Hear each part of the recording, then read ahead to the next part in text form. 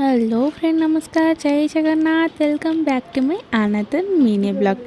Sorry friend, सब बड़े video आनी पानी। आपण मैंने तो जानी थे एस बी मेडिकल आसती चेकअप मोर देह खराब अच्छे और कौन है आपको कही नी फ्रेंड। आज आसी मो रिपोर्ट पर फाइनाली आपण मैंने जानीपारे मोर कौन है कौन पे मो वीडियो सब पोस्ट करूना।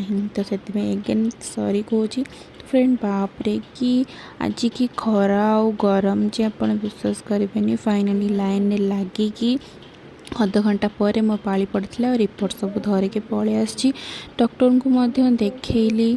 आ मोर बाहर थ्रोट इन्फेक्शन सतरे डॉक्टर बहुत ही खराब कहले।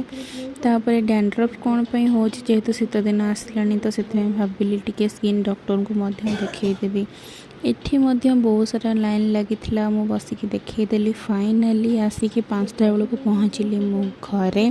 बापरे आज दिन सारा पूरा ही टायर्ड और मत आम क्वीन देखिकी पूरा खुशी जाऊँगी देखु। तो फ्रेंड एते सारा मेडिसिन मते देखिपे आपण सबू मते खाइबा को पड़िबो।